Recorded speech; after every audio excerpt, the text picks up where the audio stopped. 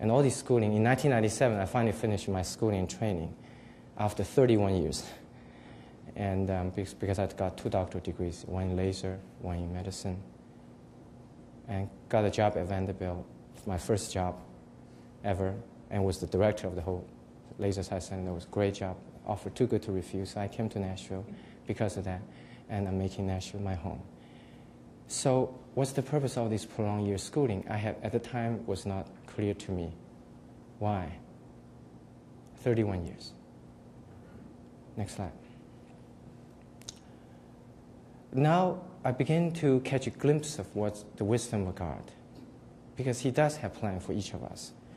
In my case, I begin to understand that perhaps by allowing me going through these devastating miseries at the young age of 14, and uncertainty, and penniless situation coming to a vast new land, God truly wants me to appreciate what I have here today. And sometimes I get questions, friends will say, Ming, how'd you get all the time to do whatever you do? And my answer is God and passion. You're passionate for what you do, you believe God has a plan.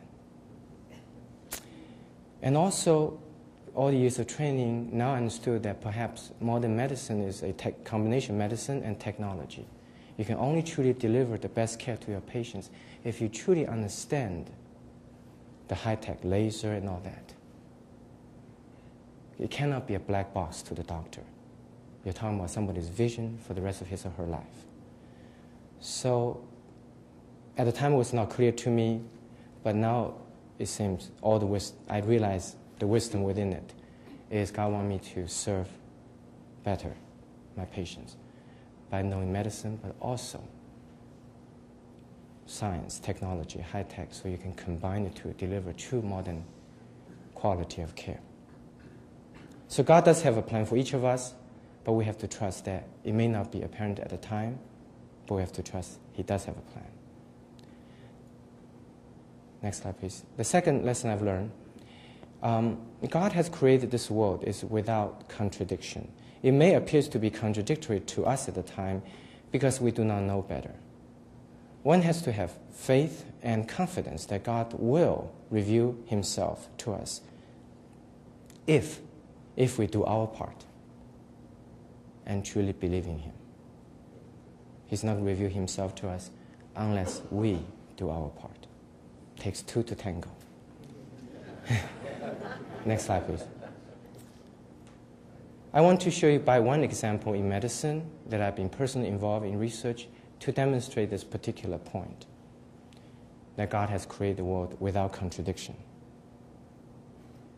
Question, as you know, embryonic stem cell transplantation. Do we do research on stem cells? Then what about the embryo? They are alive, human lives themselves.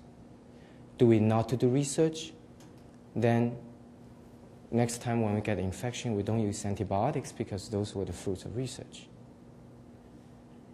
How can we resolve this conflict? What is God's original intention for us as human beings? As manifest from this particular example, stem cell research. What should we do? How do we find moral compasses to guide how we should deal with stem cell issue? Next slide.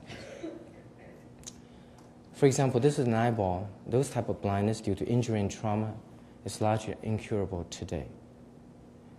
And it's because human being was scarred in the process of healing process of injury. And so I started line of research with some professors at Harvard 20 years ago, that how we can find a solution to restore sight to prevent scar formation. Next slide, please. Then we came upon the phenomenon that fetal wound healing, that a fetus before birth inside mother's womb has the ability to regenerate, and an unborn child can heal without scar. It's interesting, at the time when I learned that, I was Christian already, so I asked God the question, why God created that way? The adult, we heal with scar. but a fetus does not. And I gradually realized that perhaps the wisdom was, in the adult world, if you get your cut, your priority is to heal quickly to prevent infection and bleeding. The price you pay for the speed of healing is disorganization or scarring. If the same injury happened to a child inside mother's womb, there's no hurry. It's a sterile, fluid environment. The baby can heal, taking all the time it needs. So the baby can actually have the time to regenerate and heal in an organized way, meaning without scar. So here's the problem. This was a question faced 20 years ago when I began to study with some professors at Harvard. How can we do research and understand how a fetus heals? Therefore, we can benefit adult blind patients. Because adult patients, when you injure, you scar. That's what's the cause of blindness, without harming a baby. It seems there's no way you can resolve this conflict. If you're going to do research on babies, understand how the baby tissue heals, then you will have to harm the baby in some way. But yet, as Christians, we have moral, ethical principles. A baby is a human life. But then we don't do the research, then we may never have an opportunity to understand how human can heal without scar, because that sets apart the baby from adults. A baby can heal without scar. It appears to be such a contradictory world. Fetal wound healing, so wonderful, but we can't do it. And just what's the solution?